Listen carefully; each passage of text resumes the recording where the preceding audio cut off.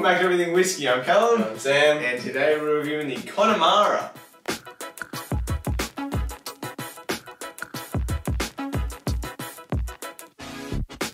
Alright, the old Connemara Peated Irish whiskey. This is the original. I think this is the most affordable version. It was still like it was still up there. 80, 90 bucks in Australia. We're going to be using our new Lefroy nosing glasses because we've smashed all of our Glen cans. Well, no, we've smashed one of them. We've only got one right now, so we're just going to move to two for consistency. We've had like 10, so we have to match them and grow them. These are good though, they're basically Glen cans without the stem. Now, Connemara is I think it is the most well-known peated Irish whiskey. It's the only one, isn't it? It is one of very few that I know of. I'm actually, I would be hard pressed to actually name another one, to be honest. Alright, so this is from Riverstown in the Cooley distillery. It's a massive distillery, they do a lot of different stuff, so it's going to be pretty consistent, this one. Now this is, we're not like massive on Irish, but we like Irish, we just don't often go for it for some reason. I'm not even sure why, to be honest. Like, do we have any? We've got one. We've got distilling. Yeah. And that's it. We've bought a lot more than what's up on here, but like, yeah, we like Irish, we just, for some reason, we just don't often go for it. Just because I find it a bit too simplistic. It's very friendly, we want to be knocked around a lot. Now that's kind of where this comes in, because while it's not going to knock your socks off, it's still got a lot more kick than a regular Irish. So it is interesting. Now I believe this is Irish peat. I don't know what kind of difference that has structurally and to Scottish peat, if it's the exact same thing, the exact same plants, decomposing and stuff, so probably has the same effect. There would be this similar climate to Scotland as well. Exactly. Now, it's not going to smell like what you know from Scottish peat because, for the most part, if where you're getting your frame of reference from being Islay, because that's not just the peat, it's like the brine and stuff like that, and people get a little bit in their head that that's what peat is. But the peat in this is soft. Is there, but it is light. Yeah, it is definitely soft. Even like Highland Park, that peat's more warm, I guess you would kind of describe. This is more ashy though than the Highland Park. Like it's more smoky but less spiky. I don't know. It's kind of hard to. At the moment, I'm getting just really green grass. Green apples, green grass, peat, but very light, clean peat. Antiseptic. It smells very clean. Yeah, I don't know how to normally peat's like barbecue smoke. Often, or like it's super seaweed brine, like salt. This is smoke. It's kind of like, it's almost like perfume. It's like they're lightly peated Irish. Like, it's not, I feel like when you have peated things, it takes on kind of a category of its own. Whereas this, it's still firmly in the Irish category, where it's just got peat on it. Which is good though. I feel like a lot of people who like Irish and they want something new and interesting might not want something that's nothing like Irish. So the fact that this is still well and truly Irish whiskey and it tastes like it, that's probably a good thing. It'll probably help people not transfer, but like be able to delve into more peaty, smoky stuff in Scotland as well. Also, it doesn't smell heavy. No, not at all. Because it's 40%. Yeah, like it's a friendly peat. It's only 40% ABV as well.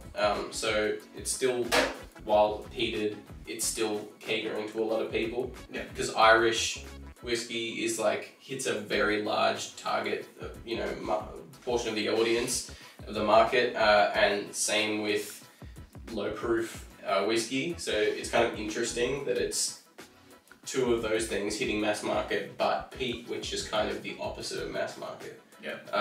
But I think it's cool. I think it'll get more people into it, into the peat game, to be honest. It's a little, I don't know, gateway drug.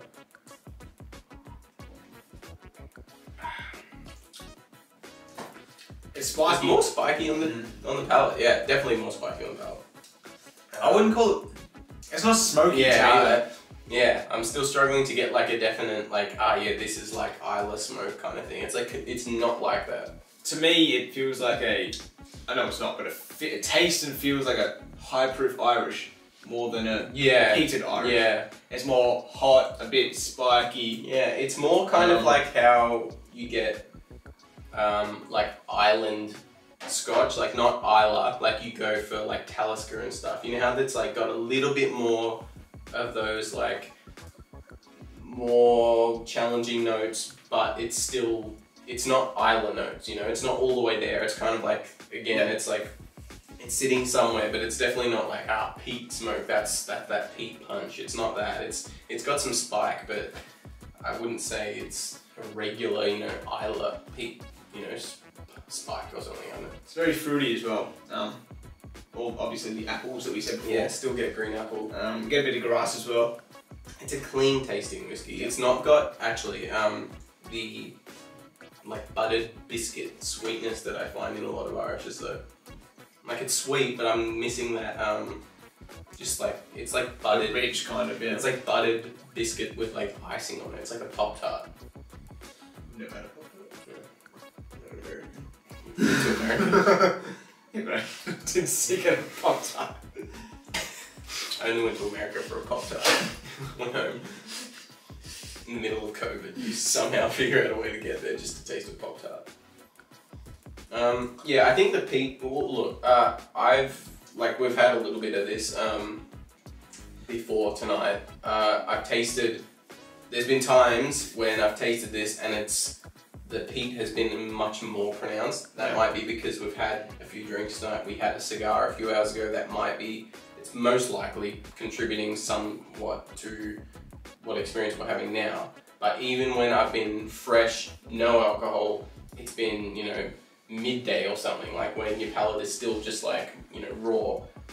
I've still not been blown away by peat in any way like you do with Islay. But yeah. Yeah, it's just a very friendly, very... It's friendly peat.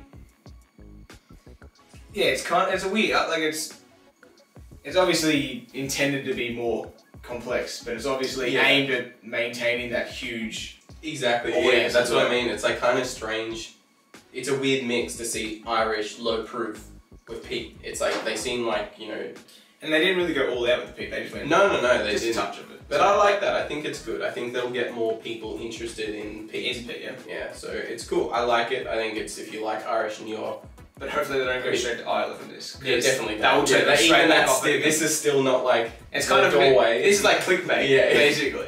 It is. It's not like, here, it's like Irish, Connemara, Islay. That's not the step. Hopefully it's not like, goes to Ardbeg or something. Yeah, it's like Irish, Connemara, and then like another, you know, 3 or 4 maybe steps Highland, before you get, and then it's like, you know, maybe Highland Park or something, and then it's like Kalila, and then Smokehead, and then you might get into it. Actually a good one is Bunnahabhain. That's a fantastic Islay that is like really complex, but it's not blowing your socks off with peat and brine. It's just a very good whiskey. Anyway, we'll roll this one out. Thank you very much for watching this episode of Everything Whiskey. We hope you liked it. If you did, leave us a like. If you want to see future episodes from us, sub, and we'll see you in the next one. Cheers.